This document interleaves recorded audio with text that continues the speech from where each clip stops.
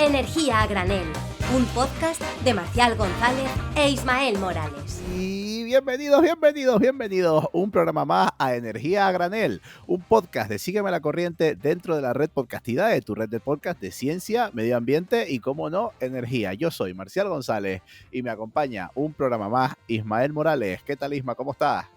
Muy bien, aquí estamos acompañándote toda la vida, macho. ¿Cuántos años llevamos ya con esto? Y ahora más feliz que nunca. ¿Por qué? Porque este programa lo estamos grabando mucho antes, pero va a salir justo después de carnavales, ¿no?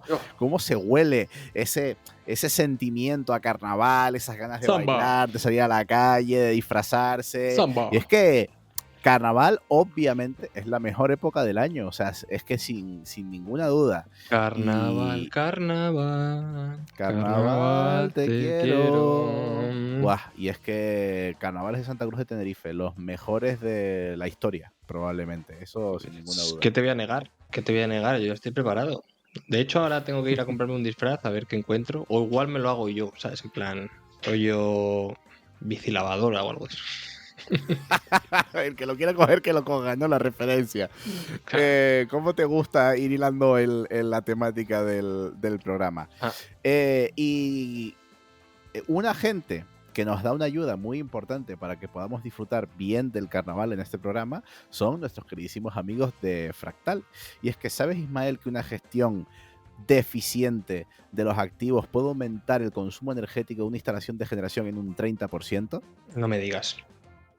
Esto nos lo ha contado nuestros amigos de Fractal, que lo tienen claro, y por eso nos ofrecen estas soluciones integradas que tienen de mantenimiento predictivo, que no solo mejoran la eficiencia, sino que también reduce el impacto ambiental, porque claro, si tú puedes evitar que algo se rompa, pues te evitas la reparación o cambiar el equipo con todo el impacto ambiental que eso genera. Ya lo sabes, si quieres saber más sobre todo esto del mantenimiento predictivo, cómo lo hacen, cómo integran las últimas tecnologías en todos los sistemas que montan, no tienes que hacer otra cosa sino entrar en www.fractal.com, www.fracttal.com, y si estás viendo el vídeo en YouTube o en tu plataforma favorita de podcast, siempre te dejamos el enlace a Fractal abajo en la descripción. Y gracias a los amigos de Fractal por patrocinarnos parte del carnaval, tanto a mí como al sinvergüenza este que hace el programa conmigo, que se llama Ismael Morales. Parte del carnaval no nos va a financiar. Pero sí, quedaremos, ¿no? Nos tomaremos algo por ahí. ¿Qué concierto hay esta vez? ¿Quién viene? Hombre, viene Ráfaga. Ráfaga. Ráfaga. Bueno, buenísimo. Mejor que el del año pasado. Mejor que cositas buenísimas. Bueno, vamos a dejar de fantasear con el carnaval. Ismael, trabaja, cuéntame, ¿qué nos traes hoy en tu sección? Las noticias malas vienen volando, pero las buenas vienen cojeando. Por primera vez lo has dicho perfectamente, correcto, además, que siempre lo digo bien, en orden. Siempre lo digo bien. Sí, pero bueno, en este caso no sé si es buena o mala, yo creo que en este caso depende de la interpretación, pero es que, bueno, ya cuando habremos grabado esto, pues ya tenemos el Clean Industrial Deal, que es un pacto de 6 pasos para proteger a la industria europea, apostar por una tecnología limpia y ser competitivo respecto a los dos gigantes y no quedarnos rezagados. En este caso, China y Estados Unidos, bueno, y los BRICS, ¿no? India, al final Europa, oye, que no me quede por detrás. Los BRICS, porque que España es de los BRICS también, según Trump, ¿no? Claro, hombre, deberíamos. Ya solo porque diga eso Trump nos tenemos que meter, sí o sí. O sea, todo lo que sea en contra de Trump, perfecto. Pero bueno, en este caso son 5 factores no clave que identifica como mejora competitiva para implementar cuanto antes, y es energía barata, asequible, ser líderes en el mercado global, un aumento de la financiación, recordando aquí la premisa del informe Draghi, circularidad de los procesos por tema de materias y en este caso nuevo y mejor acceso a materias primas, que básicamente es independencia de mercados globales de minería. ¿Y cómo quiere conseguir eso? Si vamos un poquito más a nuestro ámbito, pues bueno, PPAs y CFD para todo el tema de renovable, también mejorar estrategias para el transporte sostenible, medidas de flexibilidad, garantizar los mecanismos de capacidad que ya hemos hablado más en detalle, Y en este caso, pues lo que te digo, ayudas estatales básicamente a financiar todo esto. Claro, esto es un O problema. sea, Esto es un es un problema. poco el mapa de crecimiento industrial en Europa los Sí, la próximos años. estrategia, un poquito así. Entonces, claro, el problema que yo veo, y esto es una opinión personal, es que aquí no se va a discernir entre qué tecnología es madura, qué tecnología podemos liderar o qué tecnología, en este caso, puede ser, tenemos un mayor potencial, ¿no? Aquí va a ser el caño gordo con tal de crecer a todas las tecnologías. Con esto me refiero a tecnología nuclear, iba a decir de fisión, también tecnología nuclear con sales de torio. E investigación también genera crecimiento económico. Biocombustibles, electrocombustibles, que Marcial sigue sin ser lo mismo, para que te acuerdes. Lo sé. Captura de carbono. ¿Y qué más? Bueno, es que al final el listado es enorme y yo creo que al final esto es un riesgo, porque como bien hemos hablado, incluso me acuerdo de lo que dijo Eloy Sanz, el dinero no es infinito. Y si no Claro. ponemos una diana en qué tecnologías podemos liderar y podemos ser competitivos en el mercado global, puede ser que al final permear tanta financiación nos siga siendo un lastre. O sea, sigamos siendo un lastre porque no sabemos dónde podemos ser punteros y dónde no. Intentamos crecer en todo para ser líderes en nada. Entonces, bueno, ahí lo dejo votando y quien quiera que coja la pelota. Todo esto del crecimiento y de estas estrategias de pues crecer, ir hacia adelante, invertir dinero, a veces me generan unos sentimientos enfrentados, ¿no? Porque claro, todo esto de un crecimiento masivo, ¿no? Digamos a todo, pero luego, como tú dices, no solo el dinero es limitado, sino también el medio ambiente es limitado, ¿no? Y hay que tener en cuenta que no se puede avanzar hacia todo porque arrasas con lo que tienes por delante. O sea, hay que ser muy selectivo y tener un plan muy, muy definido. Así que, ¿qué te parece? Te iba a proponer, ¿qué te parece si buscamos a alguien que sea experto en crecimiento sostenible y lo traemos y le preguntamos unas cositas? Venga, vamos con ello. Yo creo que conocemos a alguien. Vale, perfecto. Si no colapsamos, volvemos ahora en un ratito. Hasta luego. Chao.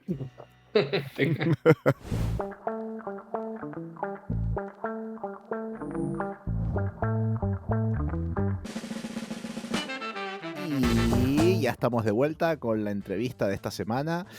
Muchas veces hablamos aquí de puros datos, pura técnica. Hemos llegado incluso a hablar de emulación de inercia y amenazo con que hablemos de eso en otro momento.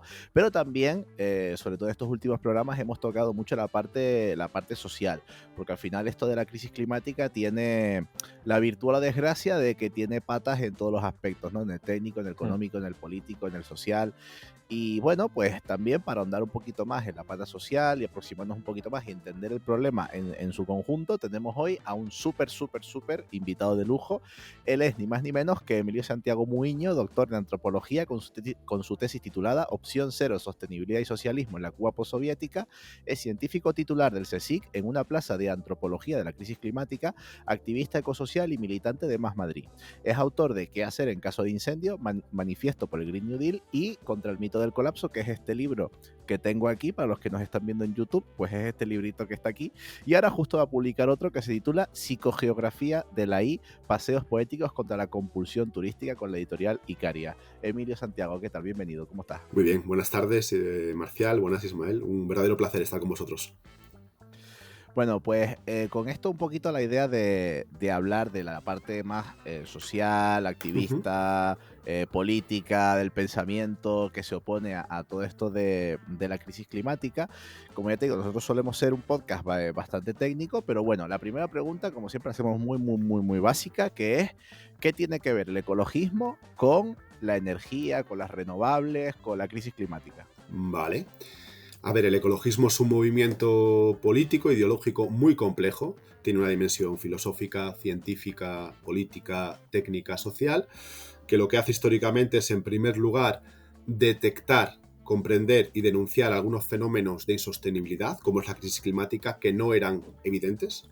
Y en segundo lugar, pues tiende a considerar las posibles soluciones a estos problemas de insostenibilidad, partiendo de la base de que las soluciones implican cambios sociales y políticos, no bastan los cambios técnicos. Yo lo definiría así como en resumen, ¿no?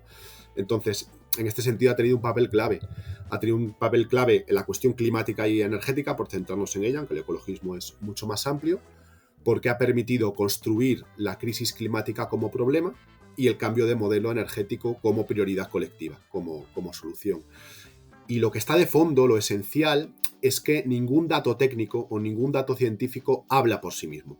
La realidad siempre se interpreta, es decir, las cosas se valoran, se encarnan en voluntades colectivas, que hacen planes que no están dadas espontáneamente, sino que hay que organizarlas de alguna manera, y ese ha sido el papel histórico del ecologismo, de que, digamos que ha detectado un problema donde antes no se veía y ha ofrecido distintas soluciones y está intentando organizar a la sociedad para alcanzar esas soluciones. No sé si más o menos...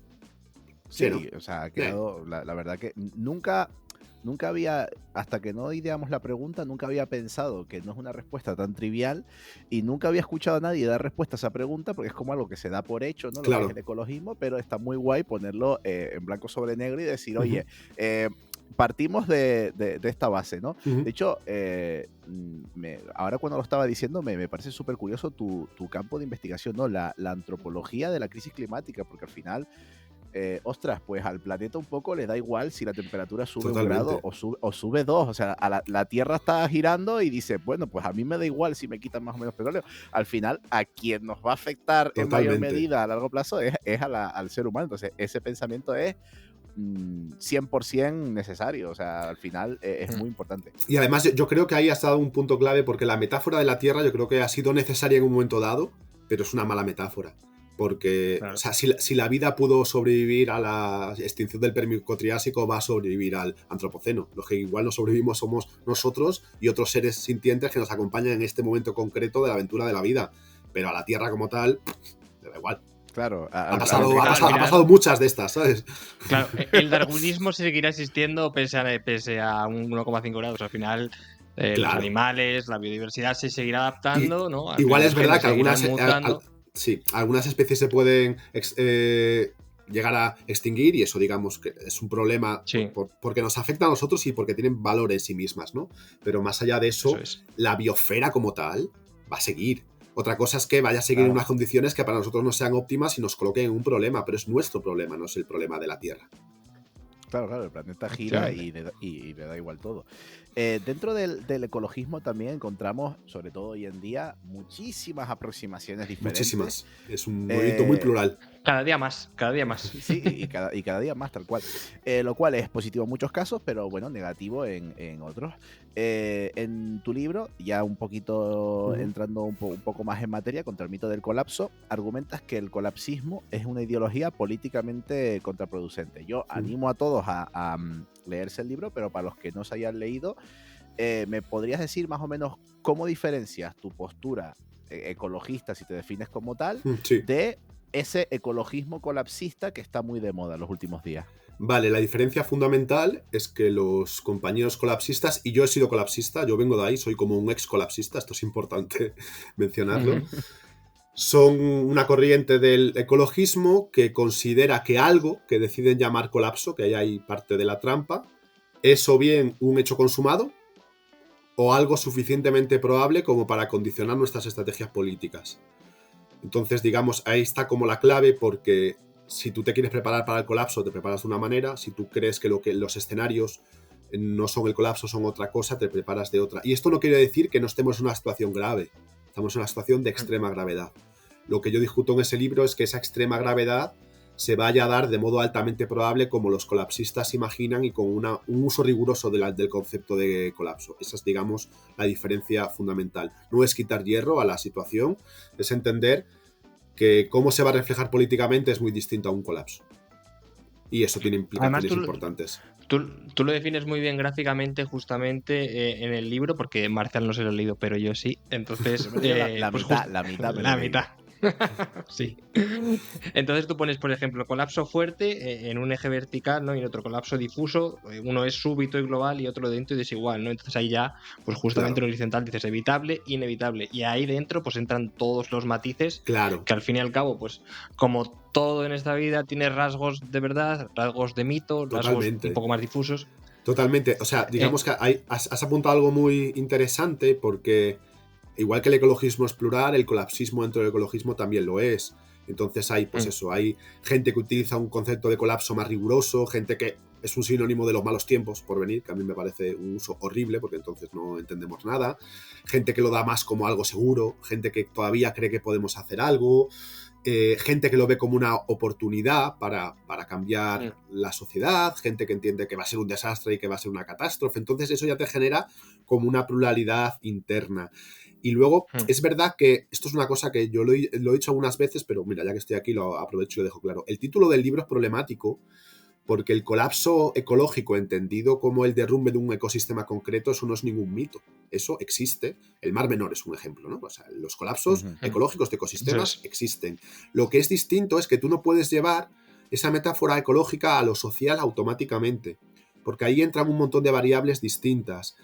Y además el título tiene como una connotación que es como darle la vuelta a la cuestión del mito del progreso, que es lo que creo que el colapsismo ha hecho. El mito del progreso nos aseguraba que íbamos ascendiendo hacia las estrellas, el comunismo, el transhumanismo, lo que tú quieras, ¿no? Pero era un componente, una relación con la historia medio religiosa. Y el colapsismo ha cogido ese mismo esquema y le ha dado la vuelta. Entonces, es el mito del colapso como un contrapeso al mito del progreso, entendiendo que las dos aproximaciones son igual de equivocadas y que en parte todo va a depender de lo que vayamos a hacer. Claro, y de todas maneras aquí ya puedo reflexionando sobre tus respuestas.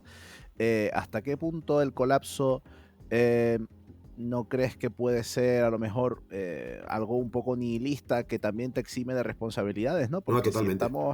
si estamos científicamente abocados al colapso, no tenemos responsabilidades. Es como el que dice, bueno, pues yo no voy a tomar responsabilidad de nada porque como ya todo está decidido, la responsabilidad sobre mí es cero. Entonces, al final es un relato que ayuda, ¿no? A decir, bueno, ¿para qué Totalmente. voy yo a reciclar si nos vamos todos a morir? O sea, hay como varios componentes muy interesantes en lo que apuntas. Uno es que en el fondo el colapsismo ecologista es una expresión antipolítica. Una más de una sociedad muy antipolítica tras 40 años de ingeniería social neoliberal que ha dejado la política por los suelos. Entonces hay que entenderlo en ese contexto, es decir, es el no hay alternativa de Thatcher, pero vestido con un toque Mad Max. Eso es el colapsismo, ¿no? Y está además absolutamente demostrado por estudios de comunicación climática que los mensajes de catástrofe pueden movilizar a los ultramovilizados, a minorías muy pequeñas, pero al grueso de la sociedad la desmoviliza. Y lo que dices es, bueno, pues para lo que queda en el convento, ¿no? Me cago dentro, a follar que el mundo se va a acabar, este tipo de cosas. Ese es el problema político-comunicativo. Pero sobre esto hay un problema como más profundo que tiene que ver con cómo buena parte del colapsismo se cimienta en las teorías de lo que podríamos llamar el piquismo, del pico del petróleo, el picol, y ahí yo lo que defiendo es que además hay un diagnóstico científico erróneo, que esas teorías tuvieron sentido en un momento dado y ya no lo tienen. Y que entonces tú sumas un error científico de base, de diagnóstico de lo que podemos hacer, a lo que le aplicas una sociología un poco chapucera, que tiene que ver con determinismo, reduccionismo, con toda una serie de cosas que le quitan a la sociedad la enorme complejidad que tiene, que hace que las cosas no las puedas prever, y luego ya haces una política bastante turbia, pensando que las llamadas del desastre van a responder con otra cosa que no sean con las peores pulsiones humanas. Que justamente es muy interesante por lo que comentas, ¿no? De que la complejidad incluso no solo pues de la sociedad en sí, de su interrelación, ¿no? Que al final cada uno está cruzado o atravesado por emociones o sentimientos puntuales, como todo eso vas a poder luego determinar o dar una idea sobre colapso, sí, no y demás. Pero, por ejemplo, me parece interesante justamente lo que está pasando ahora, ¿no? En plan, muchas veces este movimiento ecofascista, quiero decir, este movimiento colapsista estaba intentando ver o intentando dilucidar, ¿no? De que vamos a ir hacia un ecofascismo, ¿no? Pero que en realidad lo que está surgiendo, ¿no? A día de hoy es un fascismo de toda la vida. De toda la vida, sí. Claro, es que el término ecofascismo es tan promiscuo que también habría que definirlo, ¿no? O sea, como que o sea, tú puedes pensar en un ecofascismo como una especie de ecologismo autoritario que se apoya en la desigualdad para hacer un plan ecológico de sostenibilidad, y realmente lo que estamos viendo es una especie como de posmofascismo que lo ecológico es negacionista y que se ha convertido en un proxy, Claro. en un agente político para alargar la vida de los combustibles fósiles, ¿no? Que eso es Trump directamente. Que bueno, podría ser catalogado como una especie como de ecofascismo implícito, si quieres, aunque la palabra no tiene mucho sentido. Pero el problema del colapsismo es que incluso esa opción no la ve. Porque si la opción de que la deriva de esto es un ecofascismo se la tomase en serio, su actitud política sería otra. De hecho, yo a veces intento como resumir la tesis del libro diciendo es mucho más probable eso que llamamos ecofascismo, que es muy problemático, porque realmente es otra cosa, un fascismo de toda la vida, es mucho más probable eso que un escenario de estado fallido, que en el fondo el colapso es eso, donde pequeñas comunidades tengan que sobrevivir mediante la autogestión y no sé cuántas películas que nos montábamos los colapsistas. Claro. Entonces, ese es el nudo político, que mucho más que de repente tener que sobrevivir con agricultura de subsistencia en los jardines de la ciudad, lo más probable es que venga Trump antes. Y para Trump te preparas de una manera y para el colapso pues te preparas intentando recuperar saberes tradicionales y montando bicilavadoras y cosas así. Esas son como dos cosas distintas. Pero Claro. justamente también muchas veces en tus artículos y en el libro pones como esas dos visiones, ¿no? Esa visión que decías ahora de pues, comunidades autogestionadas, de democratización, de toma de decisiones de forma colectiva, que todo suena muy bien, pero también defiendes que el Estado debe de ser un actor central en la transición ecológica. Totalmente. ¿Cómo casamos estas dos cosas en una solución política de cara a la solución de la crisis energética? O sea, yo creo que la clave ahí es entender que no es un juego de suma cero. Es decir, que necesitamos disputa institucional y necesitamos una sociedad civil rica, compleja, con muchísima iniciativa local, con autogestión real. Significa lo que signifique eso más allá del eslogan, porque habría que ver qué es eso de la autogestión. Ser un autónomo es autogestión, montar una pyme es autogestión. Autogestión es simplemente estar en una asamblea y como tienes que trabajar en otras cosas con muy poco tiempo para incidir. O sea, bueno, y yo vengo de la autogestión, ¿eh? Yo he tenido un Ateneo autogestionado durante 12 años. Pero bueno, que digamos, creo que ambas cosas son compatibles. Tú puedes tener trabajo institucional y tú puedes tener, digamos, toda una miriada de iniciativas locales que trabajen en muchos ámbitos, en lo social, pero también en lo sindical, en lo académico, en lo empresarial, en lo comunicativo. Es decir, creo que esta especie de disputa entre calle e instituciones, en el 90% de los casos es ficticia. Como el debate revolución-reforma. Esto es ficticio. Esto creo que nos viene de habitar la historia de modo un poco traumático. Y me explico, ¿no? Es decir, nos pesa demasiado la historia. En el siglo XX, los años en los que estos debates tenían alguna importancia real porque había decisiones que tomar, son mínimos. Son mínimos y tienen que ver con los periodos de revolución que siempre son la cara B de guerras traumáticas, momentos de vacío, momentos como de mucha tensión social. En el resto son, digamos, bueno, debates un poco, no voy a decir impostados porque los vivimos, pero que tienen que ver más con ajustar cuentas con identidades políticas que con decisiones reales. Entonces, y esto no significa que no haya tensiones entre los dos espacios, ¿no? Porque la lógica de la institución es una, se ocupa de problemas a una escala que necesariamente a veces tienes que hacer cosas que no son las mejores, ¿no? Porque la política institucional tiene mucho de una especie de arte del mal menor todo el rato. Y eso, pues claro, desde el ámbito de los movimientos se ve mal, ¿no? Además tienes que utilizar un lenguaje que no es el lenguaje de los movimientos sociales, porque el sentido común se modula a esa escala de manera distinta, ¿no? Entonces yo creo que los roces son inevitables porque son escalas distintas y son tareas distintas, pero se podrían llevar mejor si tuviéramos como una cultura política más ecosistémica, por así decirlo. Entender que hay distintas tareas, distintos organismos que desarrollan esas tareas y lo que hay que intentar es, bueno, sinergias, simbiosis, a veces habrá conflictos puntuales, pero a mí el debate me parece que es un debate así un poco falaz. Un poco intentando buscar esta unión, ¿no? Entre estas dos ideas y un poco la solución política a plantear en todo esto. Vamos a profundizar un poco más en tu tesis doctoral sobre Cuba en los años 90, que bueno, hablas un poco que el Estado socialista pues al final fue clave para sobrevivir a la crisis energética, pero bueno, obviamente, si vamos hoy en día a Cuba, vemos que tampoco es que haya sido no vamos. Algo muy prolífico y todavía quedan muchas cosas por hacer. Entonces, ¿qué enseñanzas podemos sacar de ahí y qué nos quedaría por hacer? Porque ni todo es tan bonito, ni a lo mejor todo es tan feo. ¿Cómo resumimos un poco todo eso? Sé que te estoy pidiendo resumir una tesis doctoral, que no es nada, Y además nada no sencillo. no era una tesis especialmente corta, porque fueron 940 páginas de tesis doctoral, así Joder. un modelo de tesis Ostras. doctoral de la vieja escuela. Entonces, vamos a intentarlo.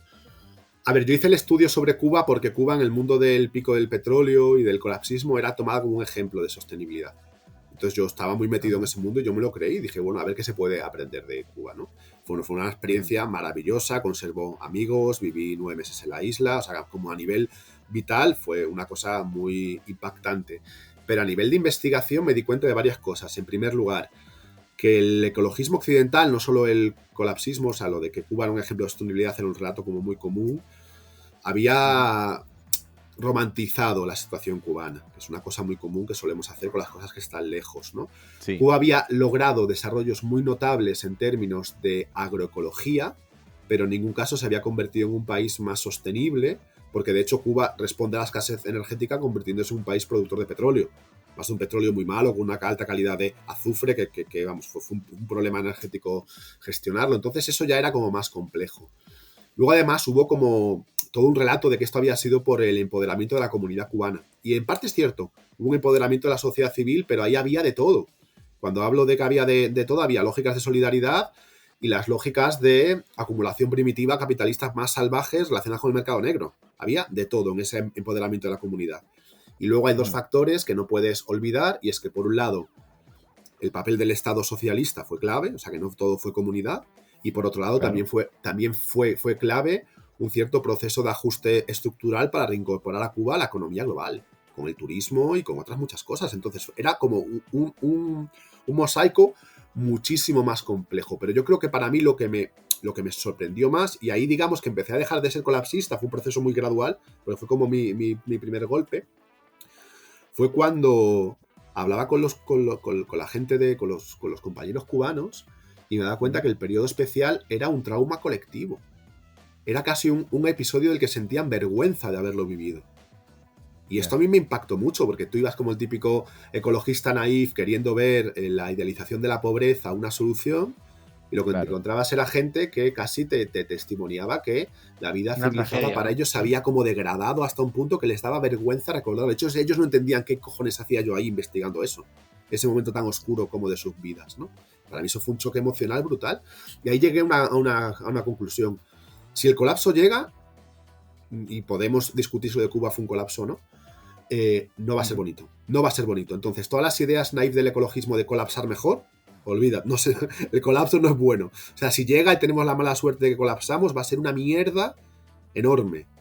Entonces, eso ya fue como un giro, como mi primer giro, con el que me fui desenganchando de las ideas colapsistas, que digamos, yo las conocí en el 2003 y estuve como muy a fuego con ellas hasta el 2016, 17, 18 que empecé a salir. O sea, fueron muchos años, ¿eh? Y la experiencia de Cuba fue bueno, pues como la primera caída del caballo, no la única, pero sí la primera. Y con todo y eso hicieron cosas increíbles, porque Cuba logró duplicar la producción nacional de comida, que era bajísima, o sea, el nivel de dependencia externa era muy alto, con una reducción de insumos, tanto de fertilizantes químicos como de petróleo, que se desplomó. Y eso es un logro objetivo que merece la pena que se estudie, que se preste atención, pero ni fue bonito, ni es un modelo de desarrollo sostenible integral. Eso es un mito. Antes de avanzar, has señalado brevemente si el colapso de Cuba va a llegar. Bueno, es que Cuba está en una situación ahora mismo tremenda, pero que es un país con una historia. Raúl Castro tiene 90 y pico años. Sí, o sea. Cuenta. Esto daría casi para una sesión sola, si quiero decir algo que no sean clichés, y además hablar de Cuba es muy difícil, porque Cuba es como una miniatura que resume como el siglo XX, entonces es muy fácil como un posicionamiento emocional pro y en contra de Cuba, y a mí me gusta siempre como matizar, porque ni todo es sombra ni todo es luz, es un proceso complejo. Entonces, bueno, dicho esto, sabiendo que hay un bloqueo internacional que afecta pero no lo explica todo, claro, que también, digamos, hay una parálisis política que tiene que ver con un modelo de partido único, no democrático, o sea, cosas como muy complejas. Yo creo que ahora mismo Cuba está en una situación dramática, absolutamente dramática. Lo que me cuentan mis amigos es que en la vida cotidiana se equipara al periodo especial. Y esto, por supuesto, afecta el agravamiento del bloqueo, pero afecta también la incompetencia económica-política de un régimen que ya está mutando del proyecto original de la Revolución Socialista hacia otra cosa.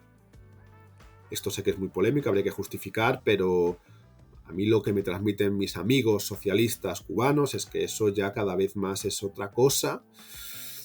Y esto habría que pensar en las esperanzas de vida de las revoluciones, en cómo se generan los proyectos. Y la prueba más palpable de esto es que Cuba está sufriendo una crisis migratoria espectacular. Creo que en los últimos 2-3 años, 4 años, han migrado como 1 millón de personas en un país de 10. No es moco de pavo, ¿eh? No. Entonces, bueno, es una pena porque con todos sus déficits, yo soy una persona de izquierdas y siempre he tenido simpatía a los ideales de la Revolución Cubana. Otra cosa es la ejecución concreta, que soy muy crítico en muchos aspectos, pero siempre he tenido simpatía por un proyecto de soberanía nacional popular, por una serie de cuestiones que creo que la intención ha sido noble y buena. Otra cosa es la ejecución histórica, depende de muchos factores, pero el final está siendo bastante triste, la verdad. Bueno, dejamos por un lado esa bola de cristal, ¿no? Como comentas, que al final es una complejidad y veremos y esperemos veremos. Que bueno, le vaya lo mejor posible a Cuba, siempre, totalmente, por supuesto. Totalmente. Y bueno, aunque hemos visto que en todos los escritos apoyas el Green New Deal, coincides en el que el decrecimiento, bueno, en reducir el consumo de ciertos bienes materiales puede ser una de las políticas o una de las claves. Justamente hemos visto hace unos meses, en la Comisión Europea, cómo hubo una sesión de trabajo, ¿no?, sobre el decrecimiento. Ya veremos ahora con el viro a la derecha de la Comisión Europea dónde deja el decrecimiento, pero bueno, ¿por qué crees que esa iniciativa del decrecimiento, primero la explicamos si quieres, no han logrado coger esa resonancia que tiene el Green New Deal, que al fin y al cabo es invertir, crecer y progresar? A ver, yo haría un matiz. En primer lugar, tampoco es que la gente que hemos defendido el Green New Deal lo hayamos petado, ¿eh? O sea, hay que ser también como autocríticos con ello, porque ahora mismo acaba de anunciar Trump que va a desmantelar el Green New Deal, ¿no? Entonces, el Green New Deal yo creo que fue un significado que durante unos años ha marcado un horizonte muy útil para pensar en una intervención que fuese a la vez transformadora pero pragmática, y ahora habría también que revisar la historia, porque así no somos unos dogmáticos, o sea, la cosa también ha mostrado sus límites. Pero es evidente que el decrecimiento plantea límites y problemas a otra escala, mucho más compleja, ¿no? Que conste que yo creo que es un debate un poco también falaz en el siguiente sentido. Es como si tú te pusieses a discutir durante las vacaciones entre playa y autobús, que no tiene mucho sentido. Discutes o playa, montaña, o autobús, tren, ¿no? Digamos, porque el Green New Deal es un instrumento para ir hacia algún sitio, el decrecimiento es un horizonte, es una brújula, ¿no? O sea, el decrecimiento sería como la playa, el Green New Deal es el autobús. Por eso yo lo que defiendo es un Green New Deal postcrecentista, que es una manera de jugar con otra cosa, que es que la semántica del término decrecimiento yo creo que es problemática. O sea, el decrecimiento tiene muchos problemas, ¿no? Pero uno de ellos, y yo asumo que es necesario, es decir, que reintegrarnos en límites planetarios sobrepasados es un imperativo para cualquier persona que crea la justicia social y los derechos humanos. Otra cosa es que no creas y digas tú, bueno, pues a acaparar y a excluir a otros. Pero en un momento en el que 7, 8 de los 9 límites planetarios establecidos por consenso científico están ya más que sobrepasados, es evidente que tenemos que reintroducirnos dentro de los umbrales de seguridad. Por tanto, eso es como la idea del decrecimiento en términos generales. Dicho esto, como palabra y como propuesta política tiene de esos problemas. Uno de ellos es semántico. Para mucha gente sigue siendo un significante asociado a la depresión, a la pobreza, a una serie de experiencias que son una mierda y que nadie quiere vivir. Eso en primer lugar. En segundo lugar, hay problemas, o sea, tiene un problema como conceptual, porque lo que realmente necesitamos sería algo así como un decrecimiento selectivo vinculado a un crecimiento selectivo. Es decir, hay cosas que tienen que decrecer a toda leche, como las emisiones de CO2, y otras, pues yo qué sé, desde la red eléctrica de un país del sur global hasta las guarderías públicas o las renovables, tienen que crecer mucho. Entonces, aunque la suma global haga que el peso metabólico sea menor, algunos sectores tienen que crecer mucho y otros tienen que decrecer. Y luego, sobre todo, creo que es una propuesta con muchas dificultades de aplicación política concreta.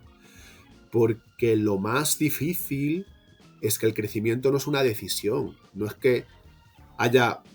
como no sé, no se reúne el Consejo de Ministros y dice, vamos a crecer, y pulsan como un botón. Es decir, es una lógica estructural de nuestra sociedad. Se toman un Actimel o un Petit Claro, Suisse. claro. Y dice, no, es una inercia. O sea, el crecimiento es un objetivo político porque todo funciona para crecer. Desde el sistema de pensiones hasta el sistema bancario, hasta el hecho de que si tú no creces, si hay crecimiento de población, hay un empobrecimiento. O sea, hay toda una presión enorme para que las sociedades crezcan. Entonces, yo creo que es un asunto que hay que abordar de un modo un poco más colateral. Porque incluso, imagínate, el hipotético caso milagroso de que un partido decrecentista gana las elecciones, milagro absoluto, no va a llegar a Moncloa y va a tener un botón rojo de parar. Eso no existe. Tienes que abordarlo de un modo mucho más complejo. Es como desactivar una bomba. Porque nuestras sociedades están estructuralmente hechas para crecer. Entonces, ¿cómo consigues que vayan dejando de crecer? O al menos dejando de impactar en los ámbitos como más comprometidos de la crisis ecológica, sin que te genere un desastre social.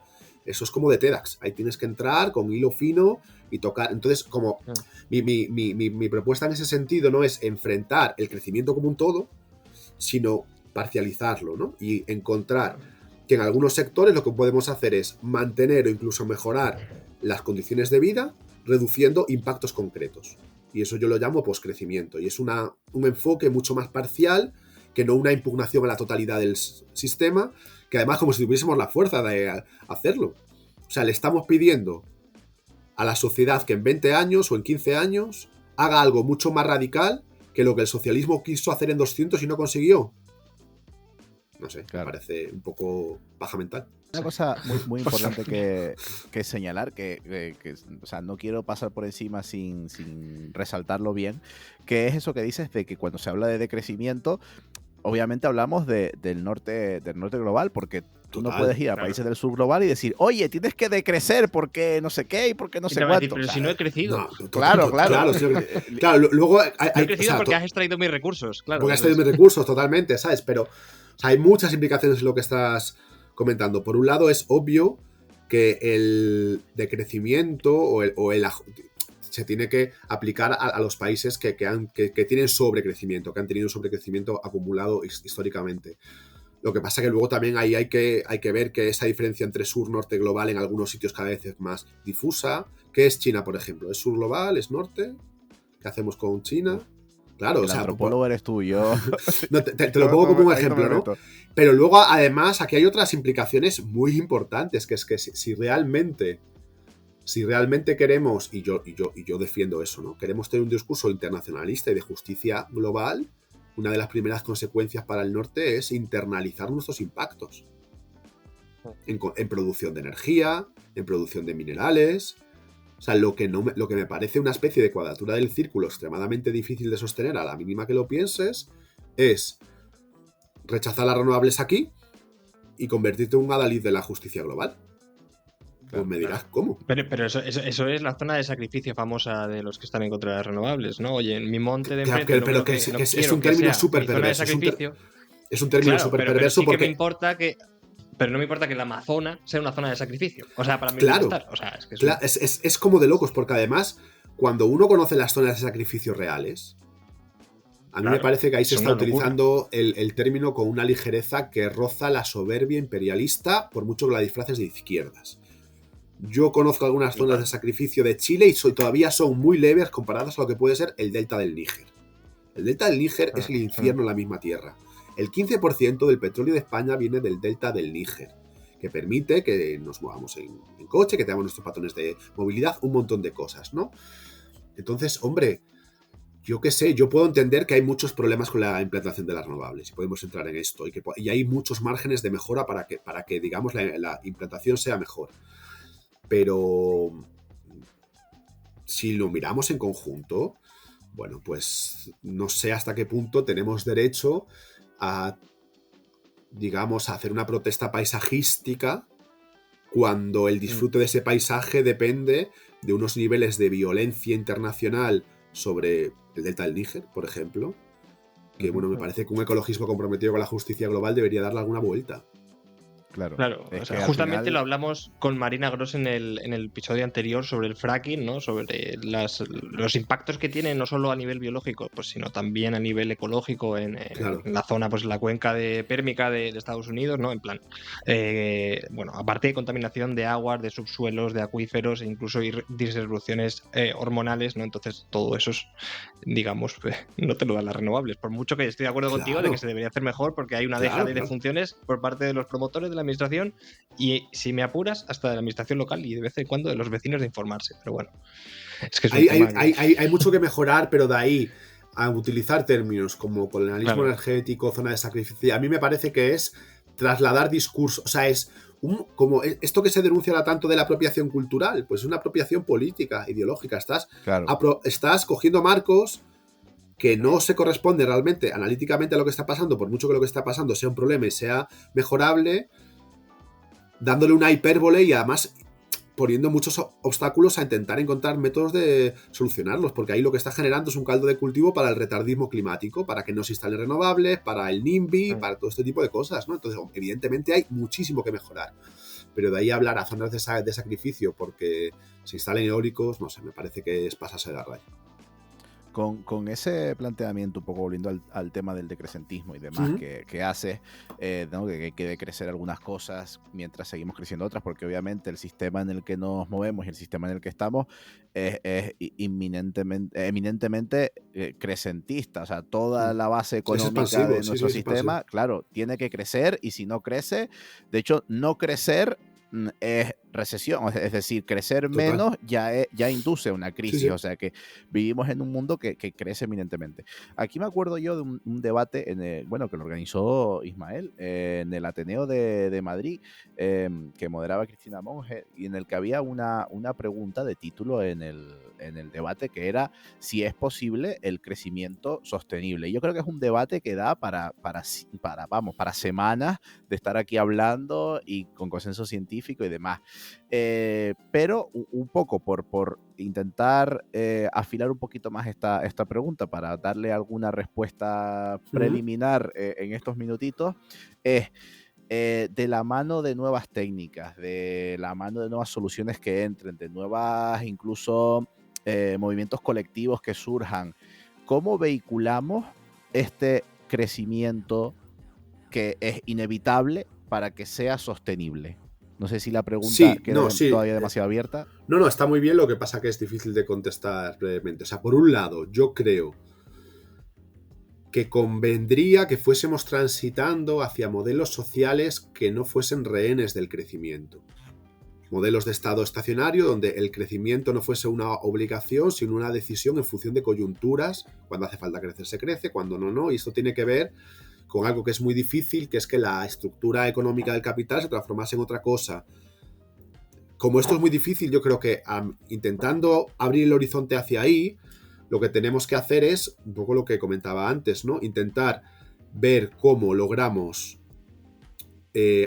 reformas o líneas de intervención política sectorial que permitan al menos mantener no tanto la cuestión del crecimiento como el bienestar, con muchos menores impactos. Y luego, evidentemente, creo que hay margen de maniobra para que el crecimiento de sentido económico convencional siga con nuevas tecnologías, con formas de explotación más racional. Hay margen en ese sentido, pero que haya margen en ese sentido no quita, ¿cómo decirlo?, el horizonte, quizás un poco utópico, pero plenamente lleno de sentido, de ser una sociedad que se libere del problema económico como presión externa a la que nos tenemos que adaptar. Creo que el horizonte del socialismo apuntaba hacia eso, hacia una sociedad en la cual la economía no funciona como una naturaleza que te impone normas, sino como una decisión que tú colectivamente controlas y que por tanto no estás tan impulsado a una especie de frenesí perpetuo que más allá de lo ecológico hace daño en lo psicológico, hace daño en el tejido social. Totalmente. Pero Totalmente. Somos realistas, sabemos que, lo decía antes, no vamos a conseguir en 20 años lo que el socialismo, con un movimiento obrero mucho más fuerte que nuestros cutres movimientos sociales, hicieron en 200 años, lo vamos a hacer en 20. ¿no? Entonces, pues, a medida que vamos abriendo, ¿cómo decirlo? Abriendo posibilidades para la novedad evolutiva, para que nuestras sociedades se independicen también de la presión económica, estructural que nos lleva a tener que crecer para funcionar. Tenemos que ir compatibilizando el crecimiento que tengamos que hacer con el menor impacto ecológico posible. Y dentro de, también enfocado un poco en este crecimiento, otra de las preguntas que te queríamos hacer es sobre la confianza que podemos tener en las tecnologías para que vayan en este camino, que tú ya adelantabas al principio que el análisis técnico-económico nunca es suficiente para abordar este tipo de problemas, que eso es, quizás no es obvio, pero sí es importante resaltarlo, porque eso también da paso a gente, bueno, a los llamados tecnooptimistas, ¿no? Que a veces hemos hablado de eso en el programa. Claro. Que yo creo que la base, esto ya es opinión mía, la base es la misma que en el colapsismo. Es decir, es gente que en vez de decir vamos a colapsar, dice no, pues ya vendrá en el futuro una tecnología que ya nos salvará. A salvarnos. Claro, claro. Eso hace 5 años era así. Es lo mismo pasado por un espejo. Sí, totalmente. Tal cual. Entonces, también, bueno, digamos, no sé por qué tampoco tiendo a asemejar o tiendo a otorgarle más el pensamiento colapsista a grupos más de izquierdas y el pensamiento tecno-optimista a grupos más de derecha. No sé por qué en mi cabeza está un poco así, aunque luego se mezclan, pero bueno. El caso es que para mí la raíz es como la misma. Pero bueno, dentro de este tecno-optimismo, igual que también en el caso del colapso, hay cosas que podemos rescatar y hay cosas que bueno, que hay que matizar un poco. Dentro del tecnooptimismo está la lógica de que las tecnologías en un futuro serán mejores, serán más eficientes y nos facilitarán este camino que tenemos de solución de la crisis climática, pero sin caer tampoco en una idealización de la tecnología futura. ¿Cómo podemos gestionar estas expectativas en la tecnología futura sin caer en ese tecnooptimismo tan negativo? Esta pregunta es muy importante. Yo creo... Y ten en cuenta que nos escuchan cientos de ingenieros, o sea, tecnooptimistas. O sea, por lo menos uno. Ahora aquí lo tiene delante. Por lo menos Vale. A ver, primero, yo creo que frente a ciertas pulsiones tecnófobas que el ecologismo tiene, la innovación tecnológica es uno de los factores de disrupción evolutiva más importantes de la especie humana. Esto es así, y negar esto es no entender el funcionamiento de nuestra especie. Por tanto, tenemos que estar abiertos a las sorpresas que la tecnología nos vaya a dar. Esto es importante recalcarlo en un ecologismo que a veces no contempla algo tan evidente como esto, ¿no? Dicho esto, creo que el problema es que por ambos bandos, tecnooptimistas y colapsistas, lo decía antes, tienen una relación con la tecnología religiosa. Es decir, o es un pecado o buscan milagros. Pero la relación con la tecnología tiene que ser laica. Ni esperar milagros, ni pensar que te va a condenar. Son opciones que se abren y que hay que disputar políticamente. El problema del tecnooptimismo es que el grueso de las dificultades ya no son técnicas. Es verdad que hay sectores de difícil descarbonización, pero son de orden social. No nos falta tecnología. Lo que nos falta es capacidad de cooperación, lo que nos falta es fuerza para vencer los intereses arraigadísimos de los combustibles fósiles y su temor a generar una cantidad de activos varados tremendos, que además están encarnados en nuestros mundos de vida, en nuestros hábitos, en la forma de nuestras ciudades. Es decir, si tú te pones con un folio en blanco, la tecnología ya podría solucionar, no toda, pero el grueso de la crisis climática. El problema es que, paradójicamente, no avanzamos al ritmo que la tecnología nos permite. ¿Por qué no avanzamos al ritmo que la tecnología nos permite? Porque el problema no es tecnológico. El problema es social. El problema es que tú le tienes que decir a los dueños del capital fósil, que es la mayor acumulación de capital de la historia, que van a perder un montón de pasta. Y, o sea, que hay gente que lo compara con la abolición de la esclavitud. Tú vas a tener que obligar a mucha gente a perder mucho dinero. Eso no es una cuestión tecnológica, es una cuestión de poder. Y ese es el tema. Ese es el núcleo fundamental. Se está dando un reaccionarismo ahora mismo a nivel fósil. O sea, están de uñas con todo. Están de uñas y el fascismo es eso. O sea, básicamente. Es eso. Es una alianza fósil para intentar retrasar al máximo el proceso de destrucción técnica, porque hay una cantidad de pasta en juego que nos cuesta imaginar. Hay algunos estudios de Carbon Tracker que hacen una especulación hacen una cuantificación del capital fósil tanto en reservas probadas como en infraestructuras de explotación como en activos bursátiles, y es una cantidad de dinero ingente. Entonces, descapitalizar eso no va a ser fácil. Y ese es el nudo real. Y más allá de hay otros nudos reales que tienen que ver con cómo un mundo dividido en estados fomenta dilemas del prisionero, no incentiva la cooperación, porque siempre puede ser como el gorrón que carga a los demás el coste de la crisis. O sea, hay problemas de índole social que son lo que están impidiendo que la tecnología esté aportando todas las soluciones que podría aportar. Y ese es el acento que ponemos nosotros, los ecologistas, es decir, ojo, tecno-optimistas, no negamos que la tecnología vaya a tener un aporte, vaya a facilitar, pero el grueso de la pelea está en otro lado. Sí, Claro, o sea, o al sea, final, yo siempre lo digo, porque justamente, pues al final, pues, el auge de financiero, capitalista, invierte en la tecnología avanza muy rápido, cojo a los mejores ingenieros, cojo a los mejores técnicos, avanzamos en I+D, muchas veces con financiación pública, la regulación luego para ejecutarla e implantarla siempre va más tarde, y luego mucho más tarde siempre va la aceptación social de esa tecnología, incluso de la regulación, ¿no? Pues eso es lo que se quiere cargar el fascismo actual. Ahora no quiere un auge tecnológico que pase por el filtro del Estado para mejorar o empeorar, bueno, la sociedad en este caso es servidumbre, empresa, cliente, que es lo que quieren conseguir a día de hoy. Y Claro. quitamos la regulación y quitamos el Estado. Totalmente. Y luego, digamos, o sea, está ese factor de que los verdaderos nudos son políticos y diría más, ¿no? O sea, al final aquí, si vamos a último término, también estamos planteando debates de índole moral, de índole cultural, del sentido de la vida, porque seguramente la transición energética, como la tecnología va a ayudar mucho, pero no va a conseguir como a lo mejor sí, no lo sabemos, porque de aquí también hay que ser como muy prudente, porque nadie puede saber. O sea, sí puedes tener unas ideas generales de los límites, pero las innovaciones concretas siempre son una fuente de sorpresas, y aquí es una cosa que el colapsismo se equivoca siempre en ese sentido, ¿no?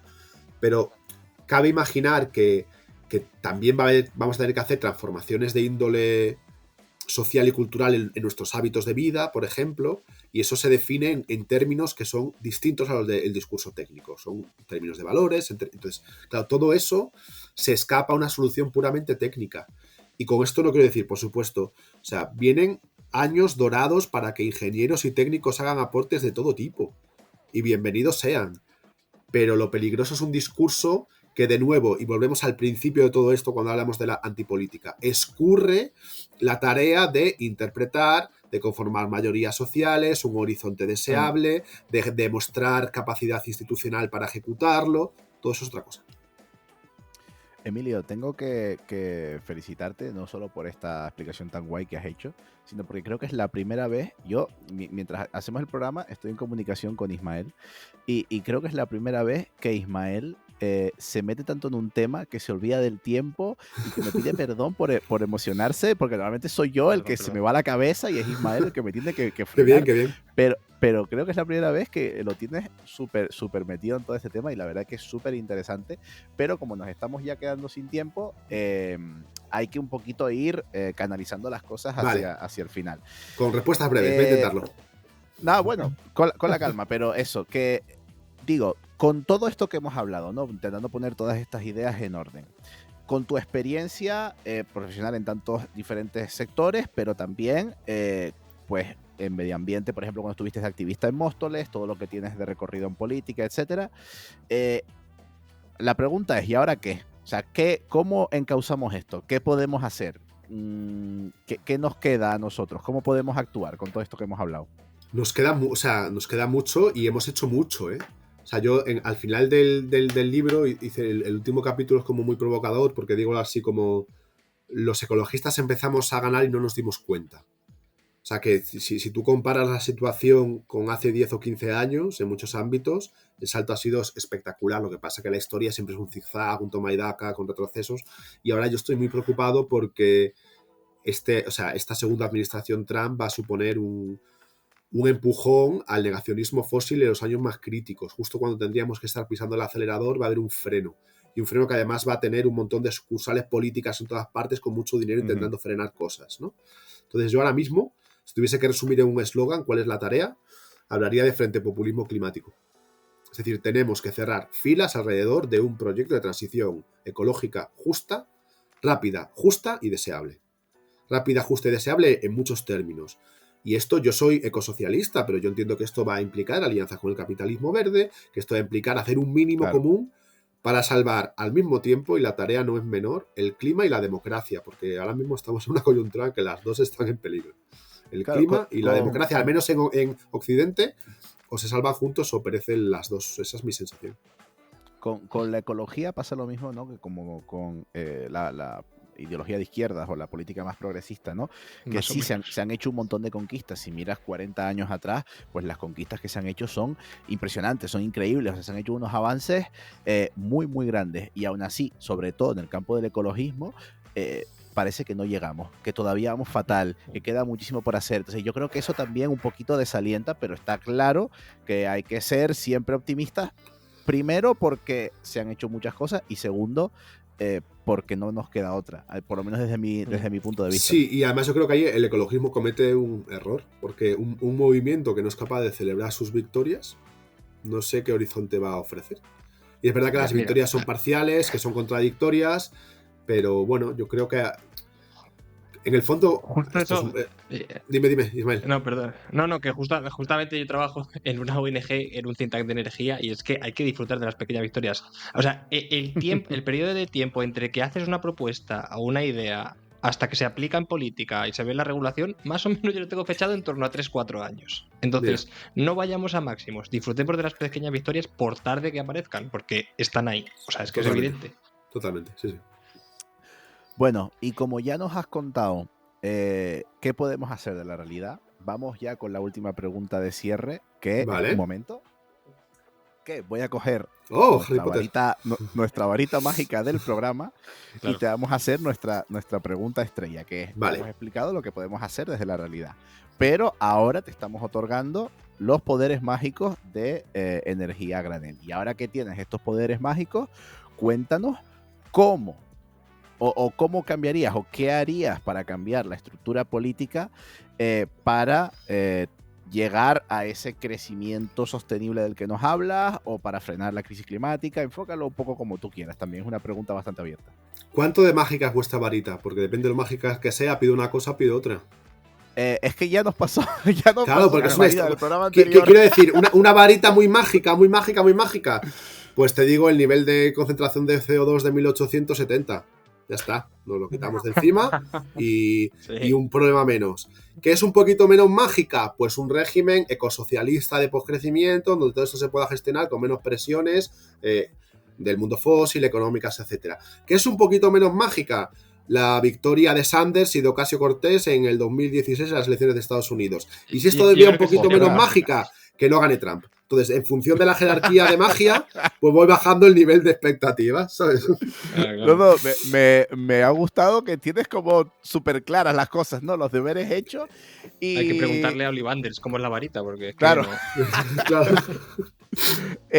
Y fíjate, solo como comentario a tus deseos, que me parecen súper geniales, yo no sé hasta qué punto sería contraproducente el mayor deseo que pediste, que es volver a niveles de CO2 atmosféricos de 1800, porque eso no sé hasta qué punto sería un input para la sociedad para decirle, está todo solucionado, vamos a seguir quemando petróleo y vamos a seguir aquí haciendo lo que nos dé la gana. Hay muchas premisas en la hipótesis varita mágica que luego, pues yo qué sé, ¿sabes? Claro, tienes un solo deseo, tienes más, luego vamos a la sociedad para decir, bueno, no sé, ¿sabes? Yo qué sé. No, lo quiero decir porque ojalá no tuviéramos crisis climática. Es decir, yo soy una persona, yo no milito por placer, hay gente que milita por placer, yo milito por compromiso. Yo en mi tiempo me gustaría dedicarlo a otras friqueces y otras historias. Pero bueno, entiendo que formo parte de una generación de una sociedad que tenemos un deber colectivo, ¿no? Pero si nos quitásemos eso de primero, pues dices, varita mágica, pues ya está, que no haya problema. Entonces ya nos dedicamos a otras historias. Pero bueno, en la medida en la que... Por eso lo decía, como casi como una reivindicación moral de que no se nos olvide que el sentido de la vida no debería ser luchar, que luchar es una obligación porque nos están quitando nuestro verdadero sentido de la vida. Joder, qué bonito, Emilio. Nada, me ha salido así un toque poético final. No, genial. Veo que mi luz se oscurece un poco, no sé hasta qué punto esto os va a afectar luego la grabación y tal, pero tengo como Bueno, no te preocupes. la luego- cámara. luego- Vale. Tenemos un editor que Vale, es un guay. genio y lo arregla, por eso no te Vale. preocupes. Un saludo a Franco, que es nuestro editor. Nadie se piense cosas raras. Y- Bueno, uno de mis mejores colegas se llama Héctor Tejero Franco, así que no. Sí. Estoy yo como Ah, para. el segundo apellido Claro. de Tortejero es Franco. Flipas. Sí, Ostras, sí. pues, para los que no lo sepan, Héctor Tejero es coautor del libro de Emilio Santiago, ¿De qué hacer en caso de incendio? El de qué hacer en caso de incendio. Es que Y- ese libro... Y ahora trabaja en el Ministerio de Sanidad, en la Oficina de Cambio Claro, Climático y asesor. Salud, y es una cabeza muy brillante, es uno de mis mejores amigos y se apellida Héctor Tejero Franco. Pero y tuvo una intervención brillante porque hubo un diputado de Vox a la Asamblea de Madrid que le hizo como una broma y le contestó: los apellidos no se eligen, ser un fascista sí. Y le cayó la boca al de Vox Claro. así como espectacularmente. Prefiero ser un cerdo antes que un fascista, ¿no? Como diría el Sí. estudio Ghibli. Sí, total. Pues- Ah, qué bueno, qué bueno. Bueno, pues no sé si Isma, si tú tenías algo más que añadir. No, la verdad que dejarte una invitación para hablar de alguno de los temas que hemos hablado muy sucintamente hoy Ujú. para hablar más en profundidad cuando pues en otro episodio, la verdad, porque es muy Cuando interesante. saques, sobre todo esto del turismo, cuando saques el libro de El libro sale en dos o 3 semanas, creo, si hay suerte. Tuvimos unos problemas con la impresión primera, pero se estaban como corrigiendo. Tenía que haber salido como en diciembre. Yo espero que en marzo, como muy tarde, esté en la calle. Así que Ah, cuando pues vengas. cuando salga este programa Sí. ya habrá salido el libro, así que Sí, todo sí. el mundo a comprar Psicogeografía de la I, Paseos Poéticos contra la Compulsión Turística. Muy Es un libro importante, raro, ¿eh? tenemos Yo muy también, apuntado. también quiero dejar de poner encima de la mesa que no es nada parecido a lo que estáis acostumbrados a leer de mí. Es otra historia, pero bueno, yo que sé, que también a veces hay que hacer eso en la vida. Bueno, estaremos muy pendientes de ese libro.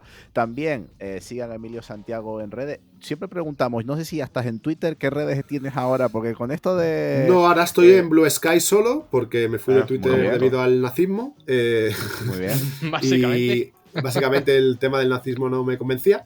Y luego tengo un Instagram que realmente no uso, lo uso solo para si encuentro algo por la calle que me hace gracia, le hago una foto y cosas así, pero vamos, que igual tengo 10 posts subidos en Instagram en 5 años, o sea que no da mucha productividad seguirme por ahí, y en Blue Sky, básicamente Blue Sky. Bueno, yo se los recomiendo Venga. muchísimo en Blue Sky porque la verdad que tiene reflexiones muy interesantes. Así que venga, todo el mundo a comprar el libro Psicogeografía de la I, Paseos Poéticos contra la Compulsión Turística, y a seguir a Emilio Santiago en Blue Sky. Ya saben que nosotros hemos sido Ismael Morales, @ismoralopez en Blue Sky, y Marcial González, @Capitán Renovable en Blue Sky. Nos vemos como siempre la semana que viene. Muchas gracias a los telespectadores que nos han telespectado, a Emilio Santiago por venir, a Ismael por aguantarme, y nos vemos muy pronto. Hasta luego. Chao. Muchas gracias a todos. Hasta luego. Gracias. Continua o alterna, de Thomas o de Tesla, está vivo o está muerto, con o sin cebolla. Sígueme, la corriente, sígueme, electrón con electrón, sígueme la corriente, suscríbete y sé mi protón.